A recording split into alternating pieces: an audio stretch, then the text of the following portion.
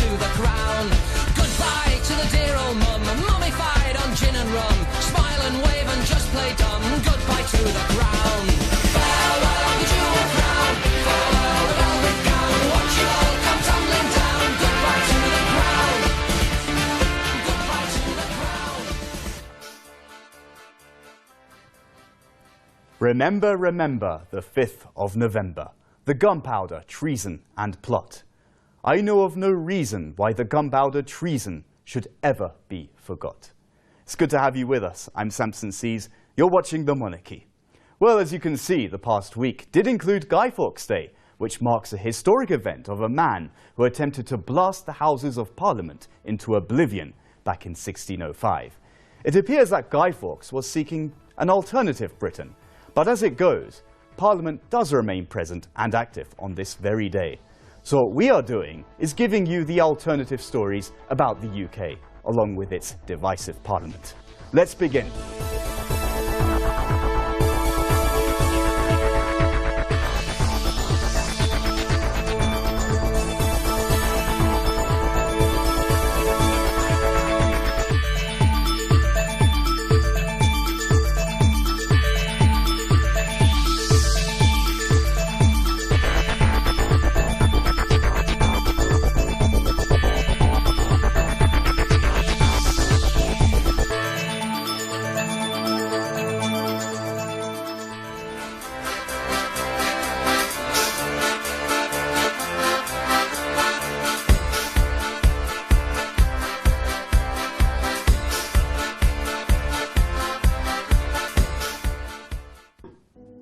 A Bahraini prince who is accused of torturing protesters during the national uprising has returned to London, days after a High Court ruling stripped him of immunity from prosecution in Britain.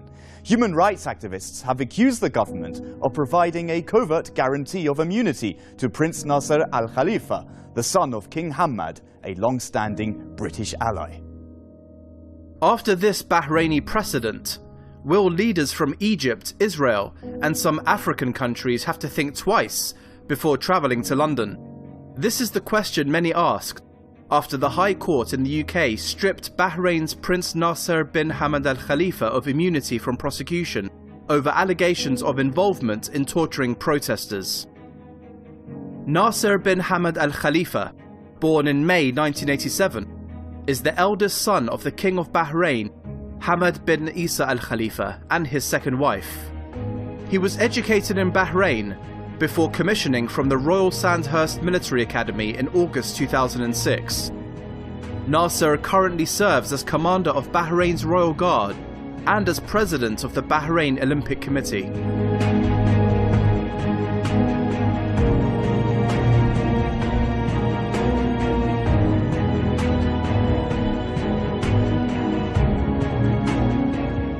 The London-based court announced the annulment of a previous ruling by the Crown Prosecution Service that gave the Bahraini prince the special privilege.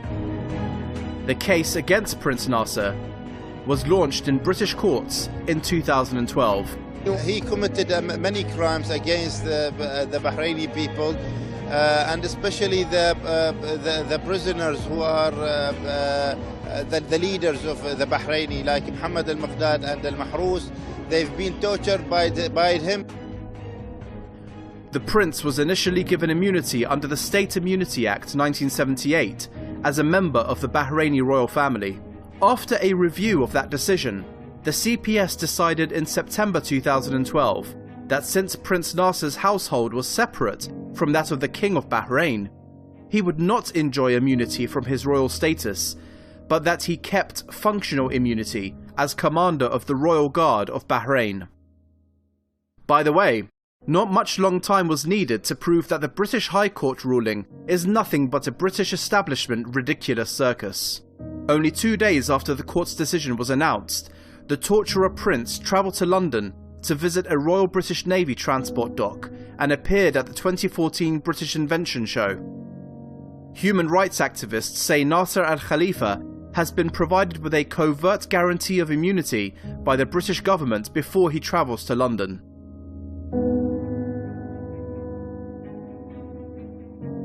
To add insult to injury, London police detained a Bahraini activist for protesting against his trip. Video footage, leaked into social media, showed the activist was taken into custody simply for protesting outside a hotel where Nasser bin Hamad was residing. Are you telling me I can't do that?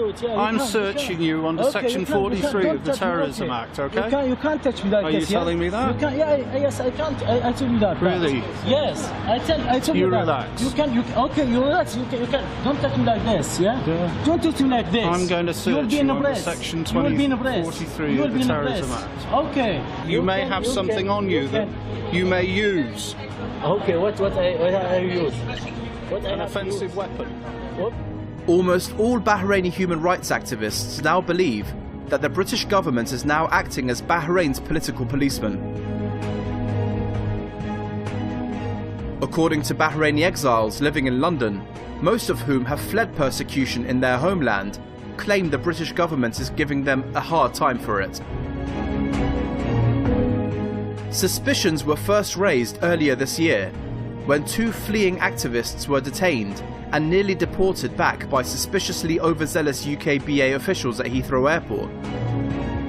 Both had strong asylum cases, but the seeming prejudice against them may well point to a wider pattern of discrimination. Upon arrival at Heathrow in February, the prominent blogger and his travelling companion, who is the chairman of the prominent rights group, the European Bahraini Organisation for Human Rights, were taken aside by UK BA officials. They were taken to separate detention centres outside London and found themselves in a medium security prison operated by UK BA for detaining and deporting illegal immigrants. It quickly emerged that the pair had been placed on a special programme called DFT, Detained Fast Track, a process designed for uncomplicated cases where the applicant clearly has no right to asylum and needs to be returned as soon as possible. The government, they arrested me because of, and they charged me with a charge as insulting the king, and I don't know why. Until now I'm facing a trial. I documented many cases in the jail, and there is a very horrible cases like torture, and I was there. I saw so many tortures people, and they was beaten very hardly, and they are facing ill treatment also. They were denied legal aid and had their case labelled all but hopeless, despite the fact they knew they had strong grounds for asylum and would face likely persecution, incarceration, and the threat of torture upon their return. As it is, they were released a few days later and are currently proceeding forward with their applications. It is believed that the UK BA detention was politically motivated, and that the Bahraini community is being systematically targeted by, they suspect, the British government acting on behalf of the Bahrainis.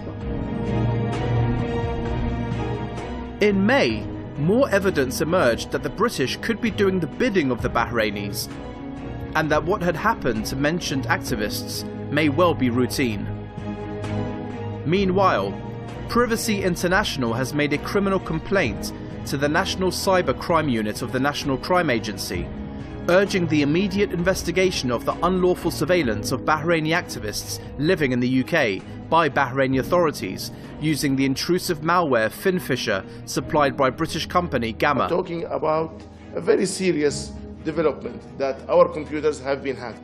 How much damage they did to us, to our reputation, how much information they got. I'm so upset about that, and I don't feel safe here in UK, because must be safe in UK because there's a human rights and they called for a human rights, but I didn't feel here safe. I hope that that officers of Gamma International, that members of the board will be brought to account for having sold this technology and provided active technical assistance to Bahrain to assist Bahrain in repressing human rights activists who had to flee Bahrain and seek refuge here in the UK.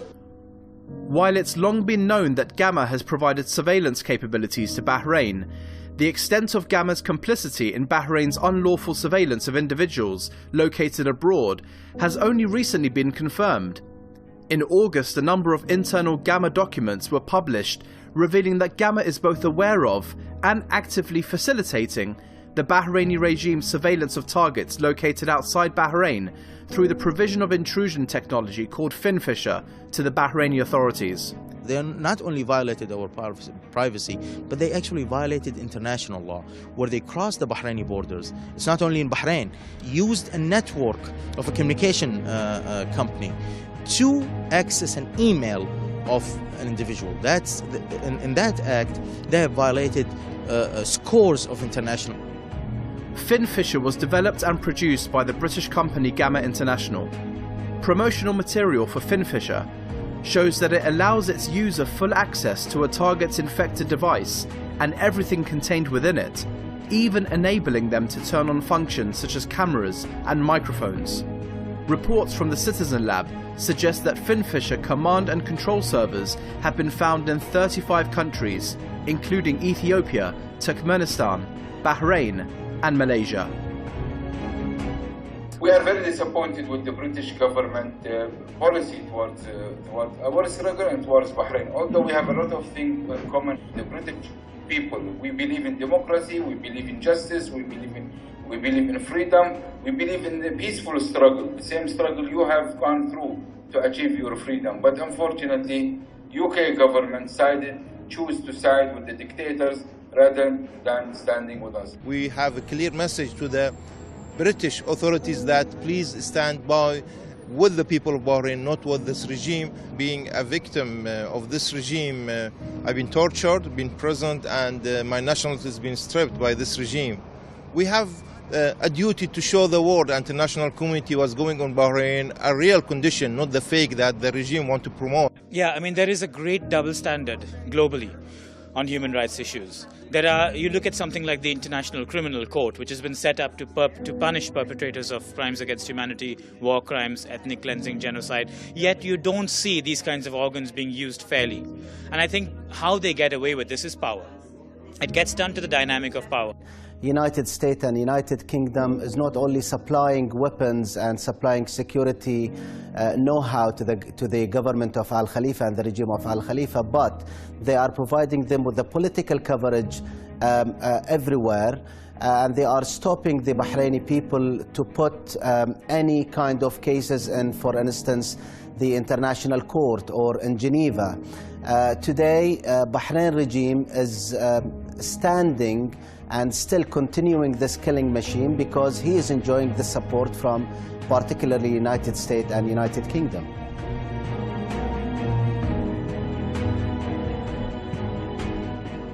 She managed to watch the show and she phoned us and she said, my husband got arrested yesterday, and when the troops came to my house, they broke the door, they completely destroyed all the house, and she said, you know, all of them had their faces covered.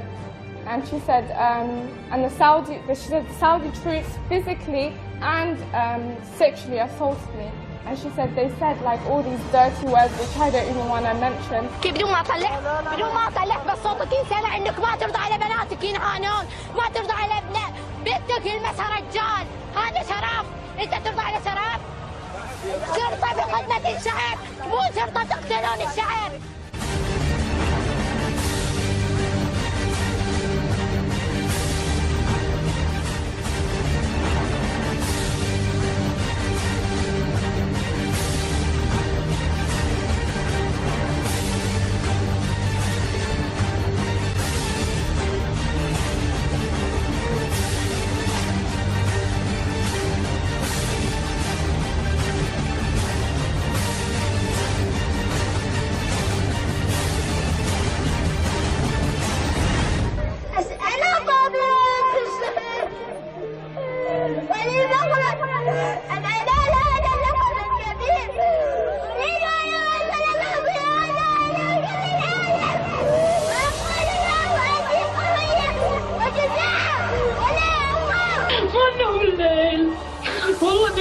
ما نبغى الليل، ما ننام الليل، ولادنا ما تنام، أطفالنا ما تنام،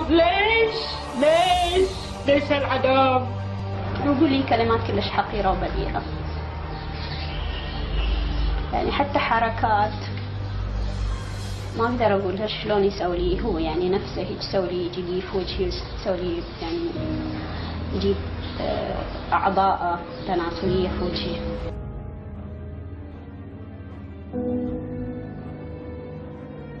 كانوا يسوون حركة من صبيان يقولوا يعني كلمات يعني الواحد يستحي يقولها.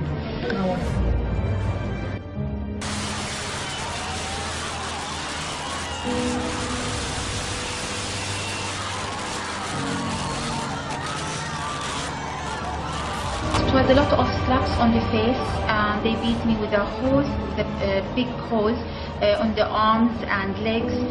They kicked me on my back. A lot of beating, mostly slaps on the face, and they covered our eyes, all of us, and they let us to run and hit the wall, and let us do things that not like dance or other things. And they were humiliating us with verbally, with a lot of improper words.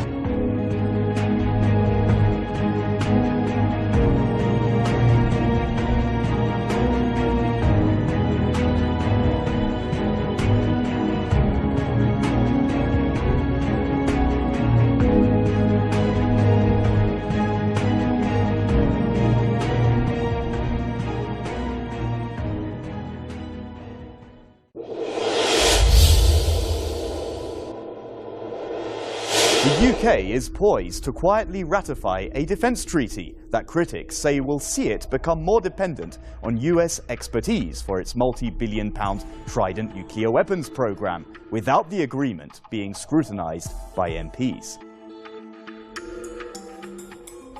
British governments usually choose to describe the Trident nuclear weapons system as an independent nuclear deterrent. This fanciful description has a lot wrong with it, particularly the notion that Trident is a deterrent. It is not. It is an apocalyptic weapon of mass destruction. Also, Trident is not independent. The British WMD programme also lacks public approval. When a majority of the population wants to see the nuclear weapons scrapped, the coalition government is taking steps to ensure that Britain has even greater nuclear collaboration with the United States. The opportunity seized on by the government is the 10-year renewal of the US-UK Mutual Defence Agreement, the world's most extensive nuclear sharing agreement, originally signed by the two countries in 1958. The possession of nuclear weapons is often justified in terms of uncertainty about the future. However, developments at home and abroad may one day make the UK's Trident weapons system politically and legally impossible. Over the years, governments have defended plans to replace the aging Trident weapon system by reference to unspecified future threats. We see, a number of dangers and uncertainties with nuclear states in our world. Do we really want Britain to give up nuclear weapons, to give up that ultimate insurance policy? I don't believe we do. And we have here a deterrent that is credible, that works, and we should keep it and we should renew it. Despite these appeals to vagueness, the continuation and replacement of Trident is likely to face challenge on at least two fronts. Firstly, Scotland does not seem to like nuclear weapons. The latest British Social Attitudes report shows at least the balance of opinion in Scotland is opposed to UK nukes. Plans to replace Trident, which assume its basing as a facility on the estuary of the River Clyde, will continue to be politically contentious in Scotland, and may be impossible to accomplish in the event of another independence referendum in, say, 10 to 20 years. Secondly, many non-weapon states are impatient with our phallic exhibitionism. Recently, over 155 states released a statement expressing their deep concern about the catastrophic humanitarian consequences of nuclear weapons.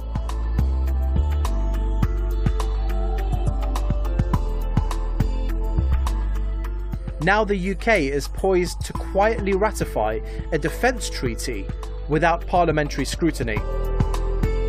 Cameron's cabinet initially promised a 3-month consultation period, prior to a vote in Parliament about Britain's WMDs, but later announced that it will make its decision before the consultation and votes take place. Britain's decision to renew nuclear weapons will have serious consequences across the world and could be seen as a long step towards the further breach of the Nuclear Non-Proliferation Treaty. The renewal, replacement, upgrading and sub-strategic use of Trident are inconsistent with Article 6 of the Nuclear Non-Proliferation Treaty, or the NPT, the UN Charter and international humanitarian law. Since 1970, Britain has been a signatory to the Nuclear Non-Proliferation Treaty. The NPT combines a commitment by the nuclear weapons states to disarm and a commitment by countries without them not to pursue them.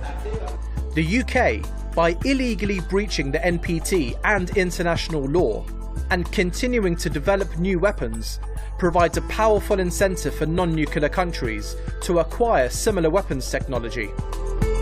Recent developments in North Korea show that many states feel that they can only avoid being bullied by the nuclear powers if they possess nuclear capability themselves. The proliferation of nuclear weapons by Britain is not restricted to its own programs. According to evidence, Britain played a pivotal role in Israel betting the bomb. Documents uncovered in the British National Archives show how in 1958, Britain agreed to sell Israel 20 tons of heavy water, a vital ingredient for the production of plutonium, and quantities of plutonium at Israel's top-secret Dimona nuclear reactor in the Negev desert. The sale was made despite a warning from British intelligence that it might make a material contribution to an Israeli weapons program. This brings us back to Britain's hypocritical approach towards the proliferation of nuclear weapons. Has extremely dangerous technologies in terms of nuclear and its weapons.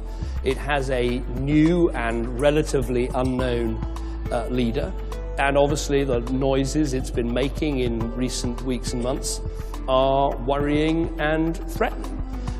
What matters is that North Korea should abide by all the United Nations resolutions which have been laid down. We do need to make sure that this whole situation, that the heat is taken out of it. But it is principally North Korea, in fact almost entirely North Korea, that is able to do that and ought to do that. But I think it's a good moment to stand back and ask ourselves about the dangers there are in the world and the need to maintain strong defences. While London preaches or threatens other nations against any move towards acquiring nuclear weapons, even dual-purpose technologies, which could possibly be used in a proliferative process, it both nationally and internationally has a dark history of acquiring and spreading of nuclear weapons of mass destruction.